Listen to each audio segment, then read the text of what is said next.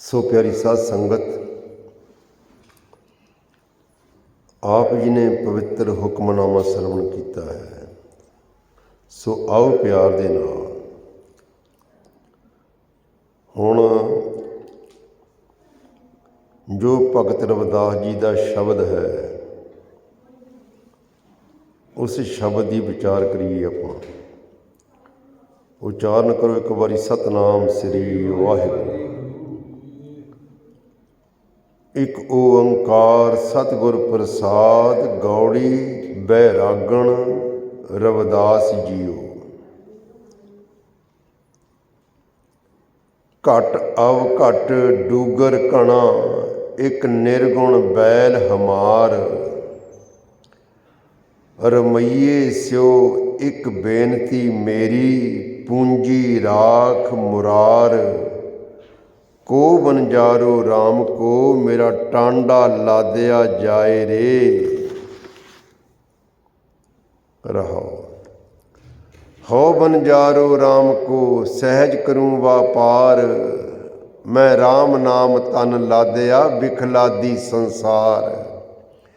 उरवार पार के दानियां लिख लियो आल पताल।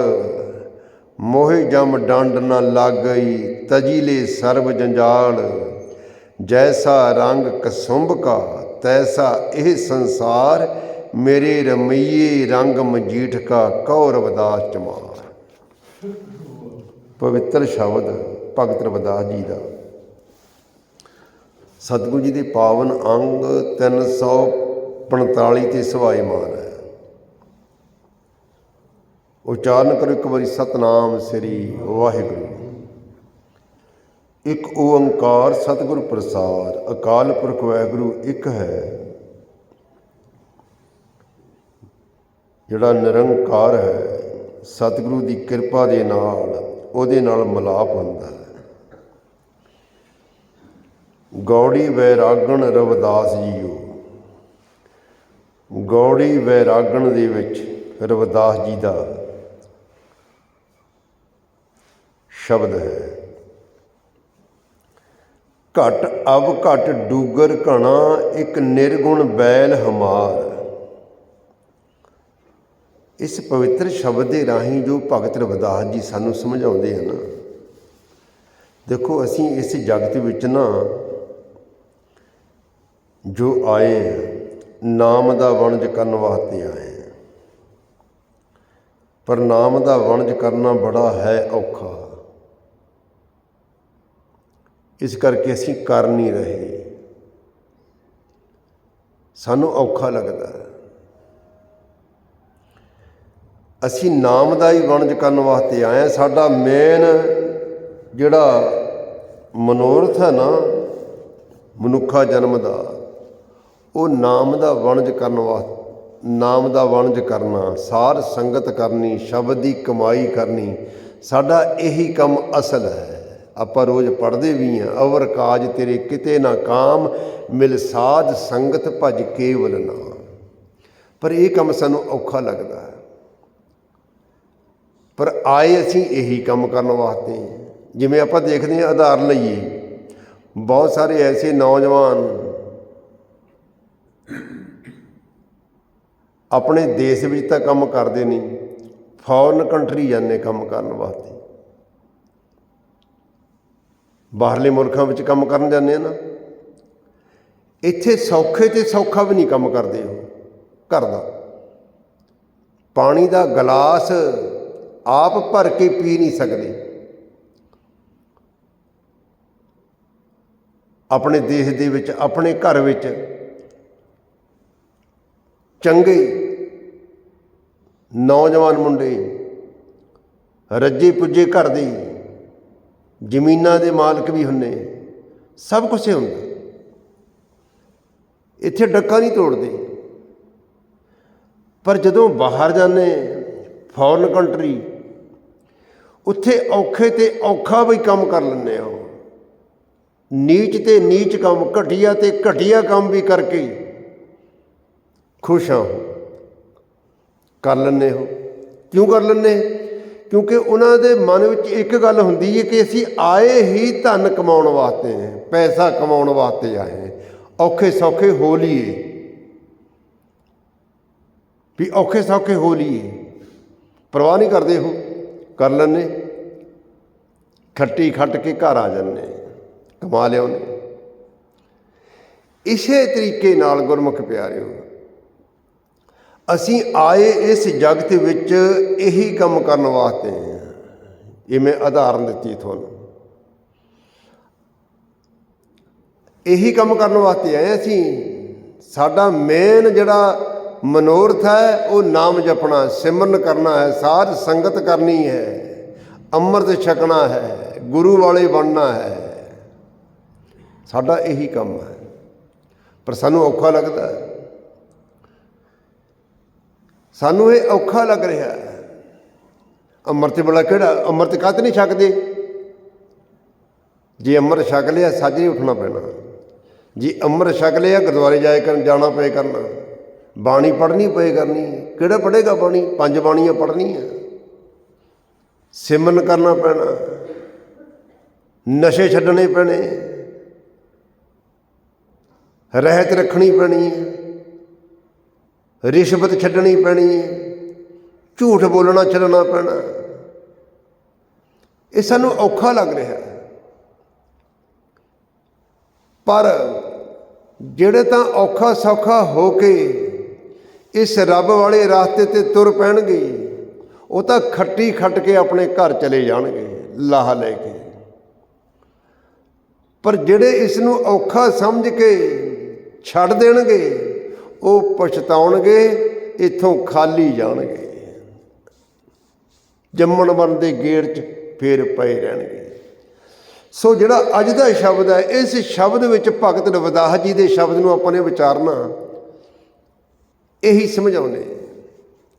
ਦੇਖੋ ਕੀ ਕਹਿੰਦੇ ਹਨ, ਕਹਿੰਦੇ ਘਟ ਅਵ ਘਟ ਡੂਗਰ ਘਣਾ, ਇੱਕ ਨਿਰਗੁਣ ਬੈਲ ਹਮਾਰ।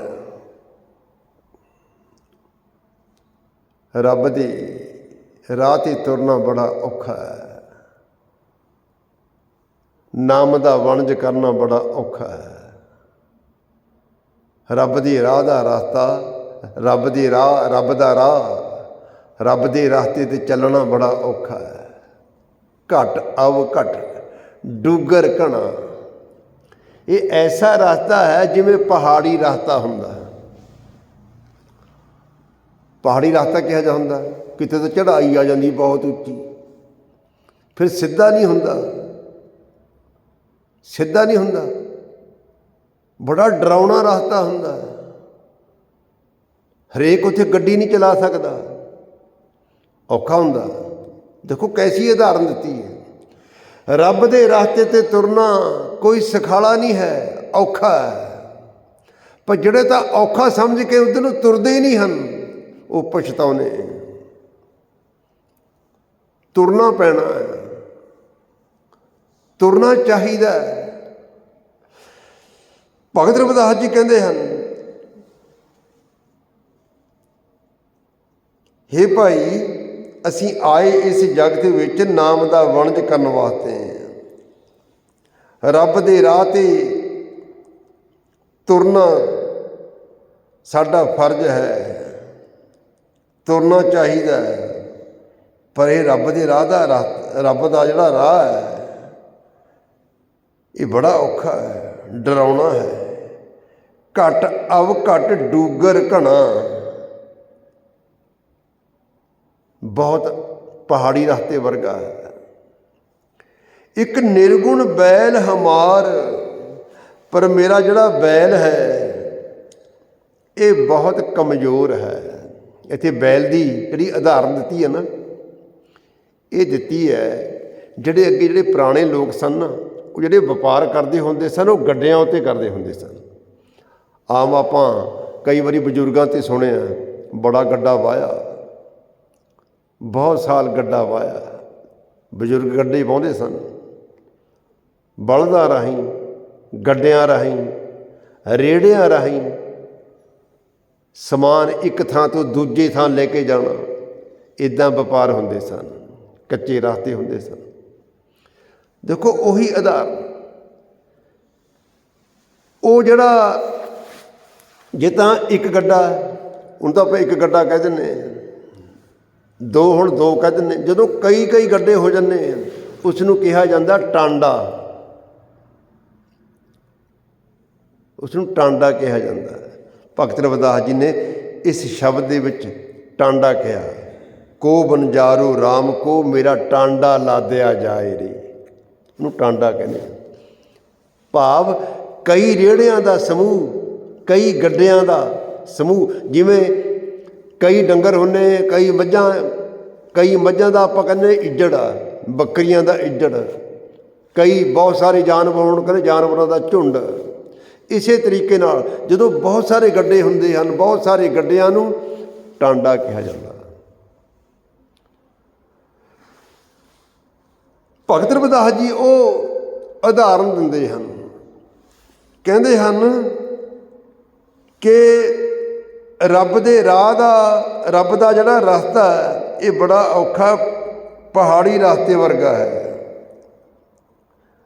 ਪਰ ਮੇਰਾ ਜਿਹੜਾ ਬੈਲ ਹੈ ਇਹ ਬੜਾ ਕਮਜ਼ੋਰ ਆ। ਉਹ ਬੈਲ ਕਿਹੜਾ? ਸਾਡਾ ਮਨ ਹੈ। ਮਨ ਉੱਧਰ ਨੂੰ ਤੁਰਦਾ ਨਹੀਂ, ਡਰ ਜਾਂਦਾ।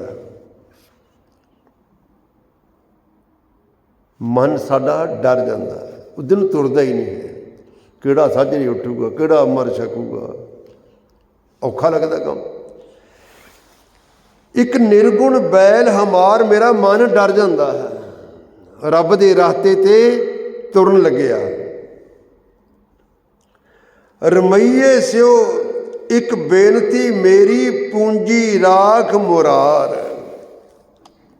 ਪਰ ਇੱਥੇ ਕਹਿੰਦੇ ਮੈਂ ਰੱਬ ਅੱਗੇ ਹੀ ਬੇਨਤੀ ਕਰਦਾ ਕਿ ਹੇ ਪ੍ਰਭੂ, ਹੇ ਅਕਾਲ ਪੁਰਖ ਵਾਹਿਗੁਰੂ, ਮੇਰੇ ਉੱਤੇ ਤੂੰ ਹੀ ਕਿਰਪਾ ਕਰ। ਮੇਰੀ ਜਿਹੜੀ ਇਹ ਨਾਮ ਦੀ ਪੂੰਜੀ ਹੈ, ਇਸ ਪੂੰਜੀ ਨੂੰ ਤੂੰ ਹੀ ਬਚਾ ਸਕਦਾ, ਤੂੰ ਹੀ ਇਸ ਕੰਮ ਦੇ ਵਿੱਚ ਸਫਲਤਾ ਹੀ ਬਖਸ਼ ਸਕਦਾ, ਤੂੰ ਹੀ, ਤੇਰੀ ਕਿਰਪਾ ਦੇ ਨਾਲ ਹੀ ਮੈਂ ਨਾਮ ਦਾ ਵਣਜ ਕਰ ਸਕਦਾ। ਹੁਣ ਇੱਥੋਂ ਅਸੀਂ ਕੀ ਸਿੱਖਿਆ ਲੈਣੀ ਹੈ? ਅਸੀਂ ਅੰਮ੍ਰਿਤ ਛਕਣਾ ਹੈ, ਰਹਿਤ ਰੱਖਣੀ ਹੈ, ਔਖੀ ਲੱਗਦੀ ਹੈ। ਅੰਮ੍ਰਿਤ ਵੇਲੇ ਉੱਠਣਾ ਵੀ ਔਖਾ ਲੱਗਦਾ ਹੈ ਵੀ ਔਖਾ, ਪਰ ਔਖਾ ਕੋਈ ਨਹੀਂ ਹੈ। ਉਹਦੇ ਅੱਗੇ ਬੇਨਤੀ ਕਰਨੀ ਚਾਹੀਦੀ ਹੈ, ਹੇ ਪ੍ਰਭੂ ਮੈਂ ਅੰਮ੍ਰਿਤ ਛਕਿਆ ਹੈ, ਮੇਰੇ ਉੱਤੇ ਕਿਰਪਾ ਕਰ, ਮੈਂ ਤੇਰੀ ਰਹਿਤ ਰੱਖ ਸਕਾਂ। ਮੈਨੂੰ ਅੰਮ੍ਰਿਤ ਵੇਲੇ ਉੱਠਣ ਦਾ ਬਲ ਬਖਸ਼, ਮੈਨੂੰ ਬਾਣੀ ਪੜ੍ਹਨ ਦਾ ਬਲ ਬਖਸ਼, ਮੈਨੂੰ ਗੁਰਦੁਆਰੇ ਜਾਣ ਦਾ ਬਲ ਬਖਸ਼। ਉਹ ਬਖਸ਼ ਦਿੰਦਾ। ਇੱਥੇ ਬੇਨਤੀ ਕਰਨੀ ਚਾਹੀਦੀ ਹੈ ਉਸ ਪ੍ਰਭੂ ਦੇ ਅੱਗੇ, ਗੁਰੂ ਦੇ ਅੱਗੇ। ਗੁਰੂ ਬਲ ਬਖਸ਼ਦਾ ਹੈ। ਫਿਰ ਔਖਾ ਕੋਈ ਨਹੀਂ, ਗੁਰੂ ਨੇ ਕੰਮ ਸੌਖਾ ਕਰ ਦੇਣਾ। ਹੈ ਬੜਾ ਔਖਾ, ਲੱਗਦਾ ਨਾ ਬੜਾ ਔਖਾ। ਕਿਹੜਾ ਅੰਮ੍ਰਿਤ ਛਕੂਗਾ? ਅੰਮ੍ਰਿਤ ਛਕ ਕੇ ਸਾਜਰੇ ਨਹਾਉਣਾ ਪਏ ਕਰਨਾ, ਇਸ਼ਨਾਨ ਕਰਨਾ ਪਏ ਕਰਨਾ, ਸਾਜਰੇ ਉੱਠਣਾ ਪਏ ਕਰਨਾ, ਗੁਰਦੁਆਰੇ ਜਾਣਾ ਪਏ ਕਰਨਾ, ਬਾਣੀ ਪੜ੍ਹਨੀ ਪਏ ਕਰਨੀ। ਬੜਾ ਔਖਾ ਲੱਗਦਾ, ਪਰ ਔਖਾ ਕੋਈ ਨਹੀਂ ਹੈ। ਕਹਿੰਦੇ ਗੁਰੂ ਦੇ ਅੱਗੇ ਇੱਥੇ ਬੇਨਤੀ ਕਰਨੀ ਚਾਹੀਦੀ ਹੈ, ਇਸ ਰਸਤੇ ਦੇ ਉੱਤੇ ਤੁਰ ਪਓ। ਜਦੋਂ ਤੁਰਾਂਗੇ ਬੜਾ ਔਖਾ ਲੱਗੇਗਾ, ਜਿਉਂ-ਜਿਉਂ ਤੁਰਦੇ ਜਾਵਾਂਗੇ ਅਤੇ ਅਰਦਾਸ ਕਰਦੇ ਜਾਵਾਂਗੇ, ਗੁਰੂ ਦੇ ਅੱਗੇ ਬੇਨਤੀ ਕਰਦੇ ਜਾਵਾਂਗੇ, ਇਹ ਰਸਤਾ ਬਿਲਕੁਲ ਸੌਖਾ ਹੋ ਜਾਂਦਾ। ਇਹ ਗਿਆਨ ਲੈਣਾ ਇਸ ਸ਼ਬਦ ਵਿੱਚੋਂ। ਕਹਿੰਦੇ ਮੈਂ ਤਾਂ ਉਸ ਪ੍ਰਭੂ ਦੇ ਅੱਗੇ ਬੇਨਤੀ ਕਰਦਾ, ਰਮਈਏ ਸਿਓ ਇੱਕ ਬੇਨਤੀ ਮੇਰੀ ਪੂੰਜੀ ਰਾਖ ਮੁਰਾਰ। ਹੇ ਮੁਰਾਰ, ਹੇ ਪ੍ਰਭੂ, ਮੇਰੀ ਪੂੰਜੀ, ਨਾਮ ਦੀ ਪੂੰਜੀ ਤੂੰ ਹੀ ਬਚਾ ਸਕਦਾ, ਤੂੰ ਮੇਰੇ ਉੱਤੇ ਕਿਰਪਾ ਕਰ। ਕੋ ਬਨਜਾਰੋ ਰਾਮ ਕੋ ਮੇਰਾ ਟਾਂਡਾ ਲਾਦਿਆ ਜਾਏ ਰੇ। ਮੈਨੂੰ ਕੋਈ ਗੁਰਮੁਖ ਪਿਆਰਾ ਮਿਲੇ, ਗੁਰੂ ਦੀ ਸੰਗਤ ਮਿਲੇ, ਮੈਨੂੰ ਗੁਰੂ ਮਿਲ ਜਾਵੇ। ਹੁਣ ਇੱਥੇ ਉਦਾਹਰਨ ਇਹ ਲੈਣੀ ਹੈ, ਜਿਹੜੇ ਗੱਡਾ ਵਾਹੁਣੇ ਵਾਲੇ ਨਾ, ਇਹ ਇਕੱਠੇ ਹੋ ਜਾਂਦੇ, ਬਹੁਤ ਇਕੱਠੇ ਹੋ ਕੇ ਵਪਾਰ ਕਰਦੇ, ਇਕੱਲਾ ਨਹੀਂ ਤੁਰਦਾ। ਕਈ ਕਈ ਗੱਡਿਆਂ ਵਾਲੇ ਇਕੱਠੇ ਹੋ ਕੇ ਫਿਰ ਵਪਾਰ ਕਰਦੇ ਨੇ, ਕਿਉਂਕਿ ਰਸਤੇ ਵਿੱਚ 100 ਮੁਸੀਬਤ ਹੁੰਦੀ, ਇੱਕ ਦੂਜੇ ਦੀ ਫਿਰ ਸਹਾਇਤਾ ਕਰਦੇ ਨੇ। ਹੁਣ ਉਹਨਾਂ ਦੀ ਥਾਂ ਅੱਜ ਕੱਲ੍ਹ ਟਰੱਕਾਂ 'ਚ ਵਪਾਰ ਹੁੰਦਾ। ਇੱਦਾਂ ਹੀ ਟਰੱਕਾਂ ਵਾਲੇ ਜਿਹੜੇ ਡਰਾਈਵਰ ਆ ਆਪਸ ਵਿੱਚ ਇਹ ਮਿਲੇ ਹੁੰਦੇ, ਇਕੱਠੇ ਹੋ ਜਾਂਦੇ ਜਦੋਂ ਕੋਈ ਰਸਤੇ ਵਿੱਚ ਕੋਈ ਮੁਸੀਬਤ ਹੁੰਦੀ। ਇਸੇ ਤਰੀਕੇ ਦੇ ਨਾਲ ਨਾਮ ਦਾ ਵਣਜ ਕੀਤਾ ਜਾ ਸਕਦਾ ਹੈ ਮਿਲ ਕੇ। ਕਿਸ ਨਾਲ ਮਿਲਣਾ? ਗੁਰਮੁਖ ਪਿਆਰਿਆਂ ਨਾਲ, ਸਾਧ ਸੰਗਤ ਵਿੱਚ ਮਿਲਣਾ। ਜਦੋਂ ਅਸੀਂ ਗੁਰੂ ਦੀ ਸੰਗਤ ਵਿੱਚ ਮਿਲਾਂਗੇ, ਗੁਰੂ ਦੀ ਸੰਗਤ ਕਰਨ ਵਾਲਿਆਂ ਨਾਲ, ਗੁਰਮੁਖ ਪਿਆਰਿਆਂ ਦੇ ਨਾਲ ਮਿਲ ਕੇ ਚੱਲਾਂਗੇ ਤਾਂ ਇਹ ਨਾਮ ਦਾ ਵਣਜ ਕਰਨਾ ਕੋਈ ਔਖਾ ਨਹੀਂ। ਇਹ ਪਹਾੜੀ ਰਸਤਿਆਂ 'ਤੇ ਚੱਲਣਾ ਕੋਈ ਔਖਾ ਨਹੀਂ ਹੈ, ਫਿਰ ਸੌਖਾ ਹੋ ਜਾਂਦਾ। ਗੁਰੂ ਦੀ ਸੰਗਤ ਵਿੱਚ ਮਿਲਣਾ। ਅੰਮ੍ਰਿਤ ਛਕ ਕੇ, ਜਿਹਨਾਂ ਨੇ ਅੰਮ੍ਰਿਤ ਛਕ ਲਿਆ, ਅੰਮ੍ਰਿਤ ਛਕ ਕੇ ਕਈ ਬੰਦੇ ਐਸੇ ਅੰਮ੍ਰਿਤ ਛਕ ਲੈਂਦੇ, ਗੁਰੂ ਦੀ ਸੰਗਤ ਕਰਦੇ ਨਹੀਂ। ਉਹਨਾਂ ਨੂੰ ਫਿਰ ਔਖਾ ਲੱਗਦਾ, ਫਿਰ ਛੱਡ ਦਿੰਦੇ ਉਹ। ਅੰਮ੍ਰਿਤ ਛਕ ਕੇ ਫਿਰ ਜ਼ਰੂਰਤ ਹੈ ਗੁਰਮੁਖ ਪਿਆਰਿਆਂ ਦੀ ਸੰਗਤ ਵਿੱਚ ਮਿਲੇ ਰਹਿਣਾ। ਫਿਰ ਇਹ ਕੰਮ ਕੋਈ ਔਖਾ ਨਹੀਂ ਹੈ, ਫਿਰ ਇਹ ਰਹਿਤ ਸੌਖੀ ਹੋ ਰੱਖੀ ਜਾਂਦੀ ਹੈ, ਰੱਖ ਹੋ ਜਾਂਦੀ ਹੈ। ਜਦੋਂ ਅੰਮ੍ਰਿਤ ਛਕ ਲਿਆ ਨਾ, ਅੰਮ੍ਰਿਤ ਛਕ ਕੇ ਇੱਕ ਤਾਂ ਅੰਮ੍ਰਿਤ ਵੇਲਾ ਉੱਠਣ ਦੀ ਘੋਲ ਨਾ ਕਰੋ। ਅੰਮ੍ਰਿਤ ਵੇਲੇ ਉੱਠ ਕੇ ਇਸ਼ਨਾਨ ਕਰਕੇ ਗੁਰੂ ਦੀ ਸੰਗਤ ਵਿੱਚ ਆਉਣ ਲੱਗ ਜਾਓ। ਇਹ ਰਹਿਤ ਰੱਖਣੀ ਬੜੀ ਸੌਖੀ ਹੋ ਜਾਂਦੀ ਹੈ, ਕੋਈ ਔਖਾ ਕੰਮ ਨਹੀਂ ਹੁੰਦਾ। ਆ ਦੇਖੋ, ਇਸ ਸ਼ਬਦ ਦੇ ਵਿੱਚ ਜੋ ਭਗਤ ਰਵਿਦਾਸ ਜੀ ਸਮਝਾਉਂਦੇ ਹਨ, ਕਹਿੰਦੇ ਕੋ ਬਨਜਾਰੋ ਰਾਮ ਕੋ ਮੇਰਾ ਟਾਂਡਾ ਲਾਦਿਆ ਜਾਏ ਰੇ। ਮੇਰਾ ਵੀ ਟਾਂਡਾ, ਮੇਰਾ ਵੀ ਸਮਾਨ, ਮੇਰਾ ਵੀ ਇਹ ਨਾਮ ਦੀ ਪੂੰਜੀ ਲੱਦੀ ਜਾ ਸਕੇ। ਮੈਂ ਵੀ ਇਹ ਸੌਦਾ, ਇਹ ਖੱਟੀ ਖੱਟ ਕੇ ਆਪਣੇ ਦੇਸ਼ ਨੂੰ ਜਾ ਸਕਾਂ, ਲਾਹਾ ਖੱਟ ਸਕਾਂ। ਕੋਈ ਮੈਨੂੰ ਐਸਾ ਗੁਰਮੁਖ ਪਿਆਰਾ ਮਿਲੇ, ਭਾਵ ਗੁਰੂ ਦੀ ਸੰਗਤ ਮਿਲੇ, ਮੈਨੂੰ ਗੁਰੂ ਮਿਲੇ। ਰਹਾਓ ਹਉ ਬਨਜਾਰੋ ਰਾਮ ਕੋ ਸਹਿਜ ਕਰੂੰ ਵਾਪਾਰ। ਹੇ ਭਾਈ, ਮੈਂ ਉਸ ਰਾਮ ਨਾਮ ਦਾ ਵਪਾਰੀ ਹਾਂ, ਨਾਮ ਦਾ ਵਣਜ ਕਰਨ ਵਾਲਾ ਮੈਂ। ਹਉ ਬਨਜਾਰੋ ਰਾਮ ਕੋ ਸਹਿਜ ਕਰੂੰ ਵਿਆਪਾਰ। ਸਹਿਜ ਕਰੂੰ, ਮੈਂ ਖੱਟੀ ਖੱਟਦਾ। ਕਿਹੜੀ ਖੱਟੀ ਖੱਟਣੀ ਹੈ? ਆਤਮਿਕ ਅਡੋਲਤਾ ਪ੍ਰਾਪਤ ਕਰਨੀ ਹੈ, ਆਹ ਖੱਟੀ ਖੱਟਣੀ ਹੈ। ਇਸ ਸ਼ਬਦ ਵਿੱਚ ਇਹ ਸਮਝਾ ਰਹੇ ਹਾਂ। ਕੀ ਪ੍ਰਾਪਤ ਕਰਨਾ? ਸਾਨੂੰ ਤਾਂ ਇਹ ਨਹੀਂ ਪਤਾ ਸੀ ਪ੍ਰਾਪਤ ਕੀ ਕਰਨਾ। ਅੰਮ੍ਰਿਤ ਛਕ ਲਿਆ, ਅੰਮ੍ਰਿਤ ਛਕ ਕੇ ਸਾਨੂੰ ਇਹ ਨਹੀਂ ਪਤਾ ਸੀ ਪ੍ਰਾਪਤ ਕੀ ਕਰਨਾ। ਪ੍ਰਾਪਤ ਪਤਾ ਕੀ ਹੋਣਾ?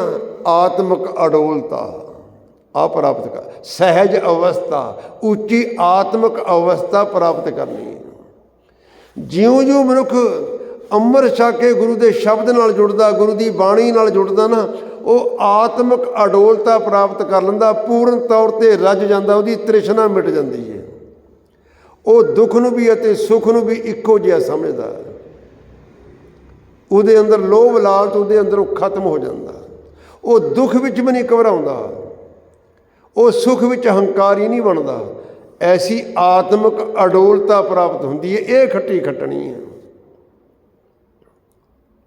ਅੰਮ੍ਰਿਤ ਛਕ ਕੇ, ਗੁਰਬਾਣੀ ਨਾਲ ਜੁੜ ਕੇ, ਸਤ ਸੰਗਤ ਕਰ ਕਰਕੇ ਆਹ ਖੱਟੀ ਖੱਟਣੀ ਹੈ, ਆਹ ਪ੍ਰਾਪਤੀ ਕਰਨੀ ਹੈ। ਭਗਤ ਰਵਿਦਾਸ ਜੀ ਕਹਿੰਦੇ ਹਉ ਬਨਜਾਰੋ ਰਾਮ ਕੋ, ਮੈਂ ਉਸ ਪ੍ਰਭੂ ਦਾ ਵਣਜਾਰਾ, ਨਾਮ ਦਾ ਵਣਜਾਰਾ, ਵਣਜ ਕਰਨ ਵਾਲਾ ਵਪਾਰੀ। ਇਹ ਵਪਾਰ ਕਰਦਾ ਮੈਂ। ਹਉ ਬਨਜਾਰੋ ਰਾਮ ਕੋ ਸਹਿਜ ਕਰੂੰ ਵਿਆਪਾਰ। ਸਹਿਜ ਆਤਮਿਕ ਅਡੋਲਤਾ ਪ੍ਰਾਪਤ ਕਰ ਰਹੇ ਹਾਂ। ਮੈਂ ਰਾਮ ਨਾਮ ਧਨ ਲਾਦਿਆ ਵਿਖਲਾਦੀ ਸੰਸਾਰ। ਕਹਿੰਦੇ ਮੈਂ ਆਪਣੇ ਟਾਂਡੇ ਉੱਤੇ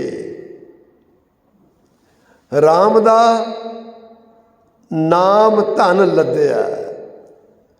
ਹੁਣ ਇੱਥੇ ਇਹ ਵੀ ਵਿਚਾਰਨ ਵਾਲੀ ਗੱਲ ਹੈ। ਜਿਵੇਂ ਮੈਂ ਉਦਾਹਰਨ ਦਿੱਤੀਆਂ ਨੇ ਵੀ ਕਈ ਗੱਡਿਆਂ ਦੇ ਉੱਤੇ ਸਮਾਨ ਲੱਦਿਆ ਜਾਂਦਾ। ਹੁਣ ਇੱਥੇ ਗੱਡੇ ਕਿਹੜੇ? ਗੱਡੇ ਹੈਗੇ ਇਹ ਅੱਖਾਂ ਸਾਡੀਆਂ, ਇਹ ਅੱਖਾਂ, ਇਹ ਸਾਡੇ ਕੰਨ, ਆ ਸਾਡੀ ਜੀਭ, ਇਹ ਹੈ ਟਾਂਡਾ, ਇਹ ਹੈ ਟਾਂਡਾ। ਇਹ ਸਾਰੀਆਂ ਗਿਆਨ ਇੰਦਰੀਆਂ ਦਾ ਜਿਹੜਾ ਸਮੂਹ ਹੈ, ਇਹਨਾਂ ਦੇ ਰਾਹੀਂ ਸਮਾਨ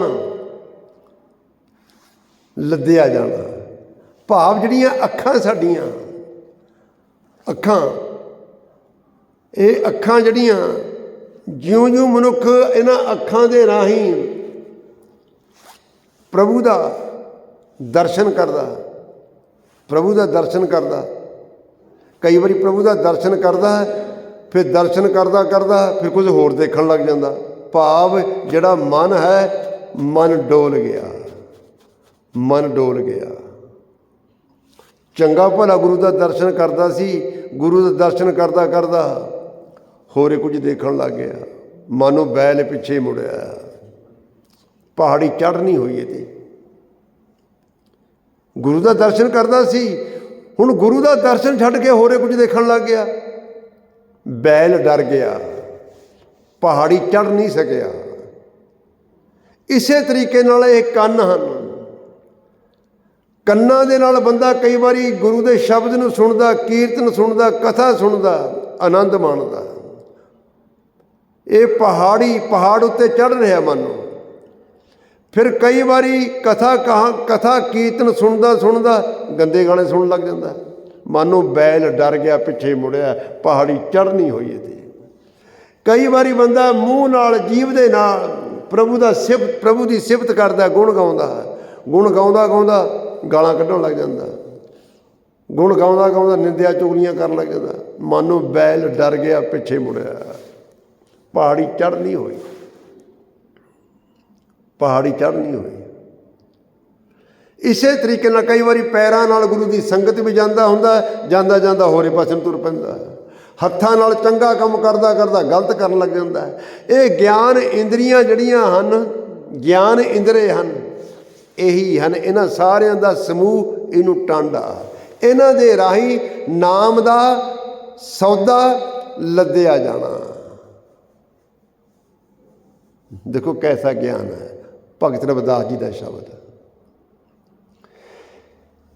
ਜਿਉਂ-ਜਿਉਂ ਮਨੁੱਖ ਅੱਖਾਂ ਦੇ ਨਾਲ ਗੁਰੂ ਦਾ ਦਰਸ਼ਨ ਕਰਦਾ, ਮਾਨੋ ਪਹਾੜੀ ਚੜ੍ਹ ਰਿਹਾ। ਜਿਉਂ-ਜਿਉਂ ਮਨੁੱਖ ਕੰਨਾਂ ਦੇ ਰਾਹੀਂ ਗੁਰੂ ਦਾ ਜਸ ਸੁਣਦਾ, ਪਹਾੜੀ ਚੜ੍ਹ ਰਿਹਾ। ਜਿਉਂ-ਜਿਉਂ ਜੀਭ ਦੇ ਨਾਲ ਵਾਹਿਗੁਰੂ ਦੇ ਨਾਮ ਨੂੰ ਜਪਦਾ, ਪਹਾੜੀ ਚੜ੍ਹ ਰਿਹਾ। ਗੁਰੂ ਦੀ ਸੰਗਤ ਕਰਦਾ, ਗੁਰੂ ਦੀ ਸੰਗਤ ਕਰਦਾ ਹੋਇਆ ਆਪਣਾ ਜੀਵਨ ਬਤੀਤ ਕਰ ਰਿਹਾ, ਮਾਨੋ ਪਹਾੜੀ ਚੜ੍ਹ ਰਿਹਾ, ਪਾਰ ਲੰਘ ਰਿਹਾ, ਆਪਣਾ ਸਮਾਨ ਕੀਮਤੀ ਨਾਮ ਧਨ ਲੈ ਕੇ ਜਾ ਰਿਹਾ ਆਪਣੇ ਦੇਸ਼ ਨੂੰ।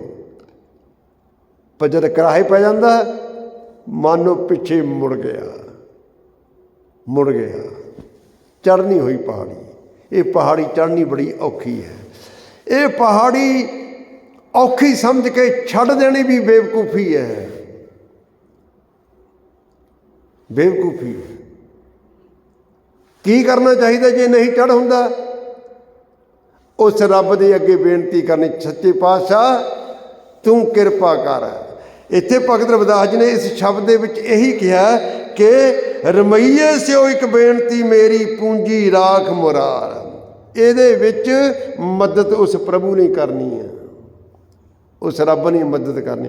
ਉਹ ਤੋਂ ਮਦਦ ਮੰਗਣ ਦੀ ਲੋੜ ਆ, ਉਹਦੇ ਅੱਗੇ ਅਰਦਾਸ ਕਰਨ ਦੀ ਲੋੜ ਆ। ਪ੍ਰਭੂ ਮੇਰੇ ਉੱਤੇ ਕਿਰਪਾ ਕਰ, ਤੂੰ ਹੀ ਮੇਰੀ ਇਸ ਰਾਸ ਪੂੰਜੀ ਨੂੰ ਬਚਾ ਸਕਦਾ। ਨਾਮ ਧਨ ਨੂੰ, ਇਹ ਨਾਮ ਦੇ ਸੌਦੇ ਨੂੰ ਤੂੰ ਹੀ, ਤੇਰੀ ਕਿਰਪਾ ਦੇ ਨਾਲ ਹੀ ਮੈਂ ਨਾਮ ਦਾ ਸੌਦਾ ਲੈ ਕੇ ਆਪਣੀ ਮੰਜ਼ਿਲ 'ਤੇ ਪਹੁੰਚ ਸਕਦਾ। ਤੂੰ ਮੇਰੇ ਉੱਤੇ ਕਿਰਪਾ ਕਰ। ਹੁਣ ਇੱਥੇ ਸਤਿਗੁਰੂ ਜੀ ਕਹਿੰਦੇ ਹਨ, ਕਹਿੰਦੇ ਮੈਂ ਰਾਮ ਨਾਮ ਧਨ ਲਾਦਿਆ, ਮੈਂ ਆਪਣੇ ਟਾਂਡੇ ਉੱਤੇ ਰਾਮ ਦਾ ਨਾਮ ਧਨ ਲੱਦ ਲਿਆ ਹੈ। ਭਾਵ ਹੁਣ ਮੇਰੀਆਂ ਅੱਖਾਂ ਗੁਰੂ ਦਾ ਦਰਸ਼ਨ ਹੀ ਕਰਦੀਆਂ, ਮੇਰੇ ਕੰਨ ਹੁਣ ਗੁਰੂ ਦਾ ਜਸ ਹੀ ਸੁਣਦੇ ਹਨ, ਮੇਰੀ ਜੀਭ ਹੁਣ ਪ੍ਰਭੂ ਦਾ ਹੀ ਪ੍ਰਭੂ ਦੀ ਉਹ ਸਿਫਤ ਕਰਦੀ ਹੈ। ਮੇਰੇ ਪੈਰ ਹੁਣ ਹੋਰ ਪਾਸੇ ਨੂੰ ਨਹੀਂ ਜਾਂਦੇ, ਹੁਣ ਗੁਰੂ ਵੱਲ ਨੂੰ ਜਾਂਦੇ। ਹੁਣ ਮੇਰਾ ਜਿਹੜਾ ਮਨ ਰੂਪੀ ਬੈਲ ਆ ਡਰਦਾ ਨਹੀਂ ਹੈ। ਮੈਂ ਰਾਮ ਨਾਮ ਧਨ ਲਾਦਿਆ ਬਿਖ ਲਾਦੀ ਸੰਸਾਰ। ਪਰ ਸੰਸਾਰ ਦੇ ਲੋਕਾਂ ਨੇ ਆਪਣੇ ਟਾਂਡੇ ਉੱਤੇ ਬਿਖ ਹੀ ਲੱਦੀ ਹੋਈ ਹੈ, ਜ਼ਹਿਰ ਹੀ ਲੱਦੀ ਹੋਈ ਹੈ। ਜ਼ਹਿਰ ਕਿਵੇਂ ਲੱਦ ਹੋਣੀ ਹੈ? ਅੱਖਾਂ ਦੇ ਨਾਲ ਗਲਤ ਦੇਖੀ ਜਾਣਾ, ਗੁਰੂ ਦਾ ਦਰਸ਼ਨ ਕਰਨਾ ਹੀ ਨਹੀਂ। ਕੰਨਾਂ ਦੇ ਵਿੱਚ ਗੁਰੂ ਦਾ ਜਸ ਪਾਉਣਾ ਹੀ ਨਹੀਂ, ਹੋਰੇ ਕੋਈ ਸੁਣੀ ਜਾਣਾ। ਜੀਭ ਦੇ ਨਾਲ ਕਦੇ ਵਾਹਿਗੁਰੂ ਦਾ ਨਾਮ ਨਹੀਂ ਸਿਮਰਨਾ, ਪ੍ਰਭੂ ਦੀ ਸਿਫਤ ਨਹੀਂ ਕਰਨੀ, ਬਾਣੀ ਨਹੀਂ ਪੜ੍ਹਨੀ, ਹੋਰ ਬਹੁਤ ਕੁਝ। ਜੀਭ ਸਾਰਾ ਦਿਨ ਸਾਡੀ ਚੱਲਦੀ ਹੈ, ਕਦੇ ਚੁੱਪ ਕਰਦਾ ਬੰਦਾ, ਕਦੇ ਸਾਰਾ ਦਿਨ ਬੋਲਣਾ ਆਪਾਂ ਨੇ, ਸਾਰਾ ਦਿਨ ਬੰਦਾ ਬੋਲਦਾ। ਜਿਉਂ-ਜਿਉਂ ਹੋਰ ਕੁਝ ਬੋਲਦਾ, ਮਾਨੋ ਬਿਖ ਹੀ ਲੱਦੀ ਜਾ ਰਹੀ ਹੈ। ਜਿਉਂ-ਜਿਉਂ ਅਸੀਂ ਗੁਰੂ ਦਾ ਜਸ ਸੁਣਦੇ ਹਾਂ, ਗੁਰੂ ਦਾ ਦਰਸ਼ਨ ਕਰਦੇ ਹਾਂ, ਗੁਰੂ ਦੀ ਬਾਣੀ ਪੜ੍ਹਦੇ ਹਾਂ, ਨਾਮ ਜਪਦੇ ਹਾਂ, ਨਾਮ ਧਨ ਲੱਦਿਆ ਜਾ ਰਿਹਾ। ਜਿਉਂ-ਜਿਉਂ ਅਸੀਂ ਗੁਰੂ ਦੀ ਬਾਣੀ ਨੂੰ ਛੱਡ ਕੇ ਹੋਰ ਕੁਝ ਦੇਖਦੇ ਹਾਂ, ਹੋਰ ਕੁਝ ਸੁਣਦੇ ਹਾਂ, ਹੋਰ ਕੁਝ ਬੋਲਦੇ ਹਾਂ, ਹੋਰ ਪਾਸੇ ਨੂੰ ਤੁਰਦੇ ਹਾਂ, ਜ਼ਹਿਰ ਲੱਦ ਹੋ ਰਹੀ ਹੈ, ਬਿਖ ਲੱਦ ਹੋ ਰਹੀ ਹੈ। ਇਸ ਕਰਕੇ ਕਹਿੰਦੇ ਮੈਂ ਰਾਮ ਨਾਮ ਧਨ ਲਾਦਿਆ ਬਿਖ ਲਾਦੀ ਸੰਸਾਰ। ਉਰਵਾਰ ਪਾਰ ਕੇ ਦਾਨੀਆਂ ਲਿਖ ਲਿਓ ਆਲ ਪਤਾਲ। ਹੁਣ ਇਸ ਪੰਕਤੀ ਦੇ ਵਿੱਚ ਭਗਤ ਰਵਿਦਾਸ ਜੀ ਸਾਨੂੰ ਜੋ ਸਮਝ ਆਉਂਦੇ ਨਾ, ਜੋ ਅਸੀਂ ਚੰਗੇ ਮਾੜੇ ਕੰਮ ਕਰ ਰਹੇ ਹਾਂ ਨਾ, ਸਾਡੇ ਚੰਗੇ ਮਾੜੇ ਕੰਮ ਰੋਜ਼ ਲਿਖੇ ਜਾ ਰਹੇ ਹਨ। ਕੌਣ ਲਿਖ ਰਿਹਾ? ਚਿੱਤਰਗੁਪਤ, ਦੋ ਮੁਨਸੀ ਹਨ ਧਰਮਰਾਜ ਦੇ, ਦੋ ਮੁਨਸੀ ਹਨ ਧਰਮਰਾਜ ਦੇ। ਜਿਵੇਂ ਆਪਾਂ ਸ਼ਬਦ ਵਿੱਚ ਆਉਂਦਾ ਨਾ ਬਾਣੀ 'ਚ, ਚਿੱਤਰਗੁਪਤ ਜਬ ਲੇਖਾ ਮੰਗੈ ਤਬ ਕੌਣ ਪੜਦਾ ਤੇਰਾ ਢਾਕ ਹੈ। ਉਹ ਇਹ ਦੋ ਮੁਨਸੀ ਸਾਡੇ ਰੋਜ਼ ਦੇ ਸਾਡੀਆਂ ਕਰਤੂਤਾਂ ਲਿਖ ਰਹੇ। ਸਾਡਾ ਕਿਵੇਂ ਦਿਨ ਲੰਘ ਰਿਹਾ, ਅਸੀਂ ਕੀ ਕਰ ਰਹੇ ਹਾਂ, ਸਾਡੀਆਂ ਕਰਤੂਤਾਂ ਦੇਖ ਰਹੇ, ਲਿਖ ਰਹੇ ਹਾਂ। ਸਾਰਿਆਂ ਦੀਆਂ ਕਰਤੂਤਾਂ, ਸਾਰਿਆਂ ਦੇ ਕੰਮਾਂ ਬਾਰੇ ਉਹ ਜਾਣਦੇ ਆ ਅਤੇ ਲਿਖ ਰਹੇ ਨਾਲ ਦੀ ਨਾਲ। ਉਹ ਲਿਖਿਆ ਹੋਇਆ ਇਹਨਾਂ ਮੁਨਸੀਆਂ ਨੇ ਫਿਰ ਧਰਮਰਾਜ ਦੇ ਅੱਗੇ ਪੇਸ਼ ਕਰਨਾ ਹੁੰਦਾ ਵੀ ਆਹ ਕੰਮ ਕੀਤਾ ਇਹਨੇ। ਹੁਣ ਇੱਥੇ ਭਗਤ ਰਵਿਦਾਸ ਜੀ ਉਹਨਾਂ ਮੁਨਸੀਆਂ ਨੂੰ ਕਹਿ ਰਹੇ ਆ, ਚਿੱਤਰਗੁਪਤਾਂ ਨੂੰ। ਚਿੱਤਰਗੁਪਤ ਜਿਹੜੇ ਦੋ ਮੁਨਸੀ ਕਹਿੰਦੇ ਉਰਵਾਰ ਪਾਰ ਕੇ ਦਾਨੀਆਂ ਲਿਖ ਲਿਓ ਆਲ ਪਤਾਲ। ਇਸ ਲੋਕ ਪਰਲੋਕ ਦੀ ਜਾਣਕਾਰੀ ਰੱਖਣ ਵਾਲਿਓ, ਚਿੱਤਰਗੁਪਤੋ ਮੇਰੇ ਬਾਰੇ ਜੋ ਕੁਛ ਲਿਖਣਾ ਲਿਖ ਲਓ। ਊਲ ਜਲੂਲ, ਆਲ ਪਤਾਲ, ਆਪਾਂ ਆਲ ਪਤਾਲ ਕਹਿ ਦਿੰਦੇ ਨਾ, ਕਿ ਆਲ ਪਤਾਲ ਬੋਲੀ ਜਾਂਦਾ। ਊਲ ਜਲੂਲ ਜੋ ਕੁਝ ਮਰਜ਼ੀ ਲਿਖ ਲਓ, ਮੈਨੂੰ ਕੋਈ ਪਰਵਾਹ ਨਹੀਂ ਹੈ, ਮੈਨੂੰ ਕੋਈ ਫਿਕਰ ਨਹੀਂ ਹੈ, ਮੇਰੇ ਬਾਰੇ ਜੋ ਕੁਛ ਮਰਜ਼ੀ ਲਿਖ ਲਓ। ਮੋਹੇ ਜਮ ਡੰਡ ਨਾ ਲੱਗ ਗਈ ਤਜੀ ਲੈ ਸਰਬ ਜੰਜਾਲ। ਕਿਉਂਕਿ ਮੇਰੇ ਖਿਲਾਫ ਕੋਈ ਵੀ ਗੱਲ ਤੁਸੀਂ ਸਾਬਤ ਨਹੀਂ ਕਰ ਸਕੋਗੇ, ਮੇਰੇ ਵੱਲ ਕੋਈ ਵੀ ਐਸੀ ਗੱਲ ਨਹੀਂ ਨਿਕਲੇਗੀ ਜਿਸ ਕਰਕੇ ਮੈਨੂੰ ਜਮ ਡੰਡ, ਜਮਾਂ ਦਾ ਡੰਡਾ ਸਹਿਣਾ ਪਵੇ। ਮੇਰੇ ਵੱਲ ਨਿਕਲਣੀ ਉਹ ਨਹੀਂ ਕੋਈ ਗੱਲ ਐਸੀ। ਕਿਉਂ ਨਹੀਂ ਨਿਕਲਣੀ? ਕਿਉਂਕਿ ਤਜੀਲੇ ਸਰਬ ਜੰਜਾਲ, ਮੈਂ ਇਹ ਦੁਨਿਆਵੀ ਸਾਰੇ ਜੰਜਾਲ ਛੱਡ ਦਿੱਤੇ ਹਨ। ਕਹਿੰਦਾ ਮੈਂ ਇਹਨਾਂ ਜੰਜਾਲ ਵਿੱਚੋਂ ਨਿਕਲ ਚੁੱਕਿਆ। ਮੈਂ ਮੇਰੇ ਅੰਦਰੋਂ ਸਭ ਤਰ੍ਹਾਂ ਦੇ ਮੈਂ ਵਿਕਾਰ ਛੱਡ ਦਿੱਤੇ ਹਨ। ਮੈਂ ਅੱਖਾਂ ਦੇ ਰਾਹੀਂ ਗੁਰੂ ਦਾ ਦਰਸ਼ਨ ਹੀ ਕਰਦਾ, ਮੈਂ ਕੰਨਾਂ ਦੇ ਰਾਹੀਂ ਗੁਰੂ ਦਾ ਜਸ ਹੀ ਸੁਣਦਾ, ਮੈਂ ਆਪਣੇ ਪੈਰਾਂ ਨੂੰ ਗੁਰੂ ਦੀ ਸੰਗਤ ਵੱਲ ਹੀ ਤੋਰ ਕੇ ਰੱਖਦਾ, ਮੈਂ ਜੀਵ ਦੇ ਰਾਹੀਂ ਪ੍ਰਭੂ ਦਾ ਨਾਮ ਹੀ ਜਪਦਾ। ਮੈਂ ਸੰਸਾਰ ਦੇ ਸਾਰੇ ਝਮੇਲੇ ਛੱਡ ਦਿੱਤੇ ਹਨ, ਮੇਰੇ ਵੱਲ ਕੁਝ ਵੀ ਨਹੀਂ ਨਿਕਲਣਾ। ਲਿਖ ਲਓ ਤੁਸੀਂ ਜੋ ਕੁਝ ਲਿਖਣਾ, ਮੈਨੂੰ ਜਮਾਂ ਦਾ ਡੰਡ ਨਹੀਂ ਸਹਿਣਾ ਪਏਗਾ। ਕਹਿੰਦੇ ਮੋਹੇ ਜਮ ਡੰਡ ਨਾ ਲੱਗ ਗਈ ਤਜੀਲੇ ਸਰਬ ਜੰਜਾਲ। ਮੈਂ ਇਹ ਸਾਰਾ ਜੰਜਾਲ ਛੱਡ ਦਿੱਤਾ ਹੈ। ਭਗਤ ਰਵਿਦਾਸ ਜੀ ਕਹਿੰਦੇ ਹਨ। ਹੁਣ ਅੱਗੇ ਕਹਿੰਦੇ ਕਿਉਂ ਛੱਡ ਦਿੱਤਾ? ਕਹਿੰਦੇ ਜੈਸਾ ਰੰਗ ਕਸੁੰਭ ਕਾ ਤੈਸਾ ਇਹ ਸੰਸਾਰ। ਮੈਂ ਇਸ ਗੱਲ ਨੂੰ ਸਮਝਿਆ, ਜਿਹੜੇ ਜਗਤ ਦੇ ਰੰਗ ਤਮਾਸ਼ੇ ਆ ਨਾ ਬੜੇ ਸੋਹਣੇ ਲੱਗਦੇ ਆ। ਜਗਤ ਦੇ ਰੰਗ ਤਮਾਸ਼ੇ ਬੜੇ ਸੋਹਣੇ ਲੱਗਦੇ ਆ। ਇਹਨਾਂ ਰੰਗ ਤਮਾਸ਼ਿਆਂ ਦੇ ਵਿੱਚ ਬੰਦਾ ਐਸਾ ਫਸਿਆ ਹੈ, ਗੁਰੂ ਨਾਲੋਂ ਟੁੱਟ ਗਿਆ, ਗੁਰੂ ਦੀ ਸੰਗਤ ਨਾਲੋਂ ਟੁੱਟ ਗਿਆ, ਜਗ ਦੇ ਝਮੇਲਿਆਂ ਵਿੱਚ ਰੁੱਝਿਆ ਰਹਿੰਦਾ ਹੈ। ਕਹਿੰਦੇ ਮੈਂ ਇਸ ਗੱਲ ਨੂੰ ਸਮਝਿਆ, ਜਿਹੜਾ ਜਗਤ ਦਾ ਰੰਗ ਤਮਾਸ਼ਾ ਹੈ ਇਹ ਕਸੁੰਬੇ ਦੇ ਰੰਗ ਵਰਗਾ। ਜਿਵੇਂ ਕਸੁੰਬੇ ਦਾ ਰੰਗ ਹੁੰਦਾ ਨਾ ਬੜਾ ਭੜਕੀਲਾ ਹੁੰਦਾ, ਜਿਹੜਾ ਕਸੁੰਬੇ ਦਾ ਰੰਗ ਹੁੰਦਾ ਨਾ ਇਹ ਬੜਾ ਭੜਕੀਲਾ ਹੁੰਦਾ, ਪਰ ਹੈ ਕੱਚਾ। ਇਹ ਥੋੜ੍ਹੇ ਸਮੇਂ ਵਿੱਚ ਨਾਸ ਹੋ ਜਾਂਦਾ। ਭਗਤ ਰਵਿਦਾਸ ਜੀ ਕਹਿੰਦੇ ਹਨ ਮੈਂ ਇਸ ਗੱਲ ਨੂੰ ਸਮਝਿਆ ਕਿ ਜਿਹੜੇ ਜਗਤ ਦਾ ਰੰਗ ਹੈ, ਜਗਤ ਦੇ ਰੰਗ ਤਮਾਸ਼ੇ ਹਨ, ਜਗਤ ਦੇ ਸੁੱਖ ਹਨ, ਇਹ ਕਸੁੰਬੇ ਦੇ ਰੰਗ ਵਾਂਗੂ ਆ। ਇੱਕ ਖਿਣ ਵਿੱਚੇ ਖਤਮ ਹੋ ਜਾਂਦੇ, ਇੱਕ ਖਿਣ ਵਿੱਚੇ ਖਤਮ ਹੋ ਜਾਂਦੇ। ਕਹਿੰਦੇ ਜੈਸਾ ਰੰਗ ਕਸੁੰਭ ਕਾ ਤੈਸਾ ਇਹ ਸੰਸਾਰ। ਇਹ ਸੰਸਾਰ ਐਸਾ ਹੈ, ਮੈਂ ਸੰਸਾਰ ਦੀ ਪਰਵਾਹ ਨਹੀਂ ਕਰਦਾ, ਮੈਂ ਨਿਰੰਕਾਰ ਦੀ ਪਰਵਾਹ ਕਰਦਾ। ਦੁਨੀਆ ਦੇ ਲੋਕ ਸੰਸਾਰ ਨਾਲੇ ਜੁੜੇ ਹੋਏ, ਗੁਰੂ ਦੀ ਸੰਗਤ ਛੱਡ ਦਿੱਤੀ, ਗੁਰੂ ਛੱਡ ਦਿੱਤਾ। ਮੈਂ ਸੰਸਾਰ ਦੇ ਸਾਰੇ ਝਮੇਲੇ ਇੱਕ ਪਾਸੇ ਰੱਖ ਦਿੱਤੇ। ਮੈਂ ਗੁਰੂ ਦੀ ਸੰਗਤ ਹੀ ਮੁੱਖ ਰੱਖੀ ਹੈ, ਮੈਂ ਗੁਰੂ ਹੀ ਮੁੱਖ ਰੱਖਿਆ। ਮੈਂ ਉਸ ਪ੍ਰਭੂ ਦਾ ਨਾਮ ਹੀ ਆਪਣੇ ਹਿਰਦੇ ਵਿੱਚ ਵਸਾਉਣਾ, ਕਿਉਂਕਿ ਮੈਂ ਇਸ ਗੱਲ ਨੂੰ ਜਾਣਿਆ ਕਿ ਜੈਸਾ ਰੰਗ ਕਸੁੰਭ ਕਾ ਤੈਸਾ ਇਹ ਸੰਸਾਰ। ਇਹ ਸੰਸਾਰ ਦਾ ਰੰਗ ਹੈ, ਜਿਹੜਾ ਸੰਸਾਰ ਦੇ ਸੁੱਖ ਹਨ ਜਿਹੜੇ ਇਹ ਕਸੁੰਬੇ ਦੇ ਰੰਗ ਵਾਂਗੂ ਹਨ। ਲੱਗਦੇ ਬਹੁਤ ਸੋਹਣੇ, ਪਰ ਇੱਕ ਖਿਣ ਵਿੱਚ ਹੀ ਉਤਰ ਜਾਣੇ, ਇੱਕ ਖਿਣ ਵਿੱਚ ਛੱਡਣੇ ਪੈਣੇ। ਪਰ ਮੇਰੇ ਰਮਈਏ ਰੰਗ ਮਜੀਠ ਕਾ ਕਉ ਰਵਿਦਾਸ ਚਮਾਰ।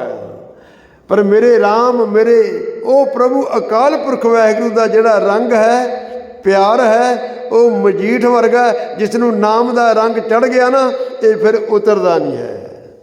ਇਹ ਦੁਨੀਆ ਦੇ ਲੋਗੋ ਮੈਨੂੰ ਰਵਿਦਾਸ ਨੂੰ ਚਮਾਰ ਚਮਾਰ ਕਹਿਣ ਵਾਲੇ, ਦੇਖੋ ਭਗਤ ਰਵਿਦਾਸ ਜੀ ਨੇ ਹਰੇਕ ਸ਼ਬਦ ਵਿੱਚ ਇਹ ਚਮਾਰ ਚਮਾਰ ਕਹਿ ਕੇ ਕਿਉਂ ਕਿਹਾ? ਜਾਤ ਅਭਿਮਾਨੀਆਂ ਨੂੰ ਦੱਸਿਆ ਕਿ ਤੁਹਾਡਾ ਜਿਹੜਾ ਜਾਤ ਦਾ ਹੰਕਾਰ ਹੈ ਨਾ ਅਖੀਰ ਨੂੰ ਖਤਮ ਹੋ ਜਾਣਾ ਹੈ, ਉਤਰ ਜਾਣਾ ਹੈ। ਤੁਸੀਂ ਮੈਨੂੰ ਚਮਾਰ ਕਹਿੰਦੇ, ਚਮਾਰ ਤੁਸੀਂ ਹੈ। ਚਮਾਰ ਕੌਣ? ਜਿਹੜਾ ਚੰਮ ਨਾਲ ਪਿਆਰ ਕਰਨ ਵਾਲਾ। ਸਾਰਾ ਜਗਤ ਆਪਣੇ ਚੰਮ ਨਾਲ ਪਿਆਰ ਕਰਦਾ, ਭਾਵ ਆਪਣੇ ਸਰੀਰ ਨਾਲ ਪਿਆਰ ਕਰਦਾ। ਸਾਰੇ ਜਗਤ ਨੂੰ ਚਮਾਰ ਕਿਹਾ ਭਗਤ ਰਵਿਦਾਸ ਜੀ ਨੇ। ਕਹਿੰਦੇ ਮੈਨੂੰ ਚਮਾਰ ਆ। ਕਹਿੰਦੇ ਮੈਂ ਆਪਣੀ ਚੰਮ ਨਾਲ ਪਿਆਰ ਨਹੀਂ ਕਰਦਾ, ਮੈਂ ਆਪਣੇ ਸਰੀਰ ਨਾਲ ਪਿਆਰ ਨਹੀਂ ਕਰਦਾ, ਮੈਂ ਆਪਣੇ ਸਰੀਰ ਤੋਂ ਕੰਮ ਲੈਣਾ। ਇਸ ਸਰੀਰ ਨੂੰ ਰੱਬ ਨਾਲ ਜੋੜਿਆ ਹੋਇਆ, ਗੁਰੂ ਨਾਲ ਜੋੜਿਆ ਹੋਇਆ। ਮੈਂ ਅੱਖਾਂ ਦੇ ਨਾਲ ਗੁਰੂ ਦਾ ਦਰਸ਼ਨ ਕਰਦਾ, ਕੰਨਾਂ ਦੇ ਨਾਲ ਗੁਰੂ ਦਾ ਜਸ ਸੁਣਦਾ, ਜੀਭ ਨਾਲ ਉਸ ਪ੍ਰਭੂ ਦੀ ਸਿਫਤ ਕਰਦਾ, ਪੈਰਾਂ ਨੂੰ ਗੁਰੂ ਵੱਲ ਨੂੰ ਤੋਰ ਕੇ ਰੱਖਦਾ, ਹੱਥਾਂ ਦੇ ਨਾਲ ਸਾਧ ਸੰਗਤ ਦੀ ਸੇਵਾ ਕਰਦਾ। ਪਰ ਜਗਤ ਇਸ ਚੰਮ ਦੇ ਨਾਲ ਪਿਆਰ ਕਰਦਾ, ਸਰੀਰ ਨਾਲ ਪਿਆਰ ਕਰਦਾ, ਪਰ ਇਸ ਤੋਂ ਕੰਮ ਨਹੀਂ ਲੈ ਰਿਹਾ। ਚਮਾਰ ਸਾਰਾ ਜਗਤ ਕਹਿ ਰਿਹਾ ਮੈਨੂੰ।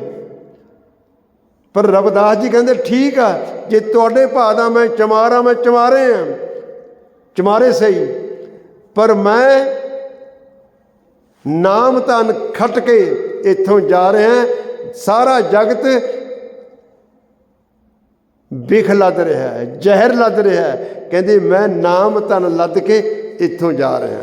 ਸੋ ਇਸ ਪਵਿੱਤਰ ਸ਼ਬਦ ਵਿੱਚ ਭਗਤ ਰਵਿਦਾਸ ਜੀ ਬਹੁਤ ਸਾਰੀਆਂ ਉਦਾਹਰਨਾਂ ਦੇ ਕੇ ਸਾਨੂੰ ਸਮਝਾਉਂਦੇ ਹਨ ਕਿ ਹੇ ਭਾਈ, ਇਹ ਕੰਮ ਹੈ ਬੜਾ ਔਖਾ, ਲੱਗਦਾ ਔਖਾ, ਪਰ ਔਖਾ ਨਾ ਸਮਝੋ।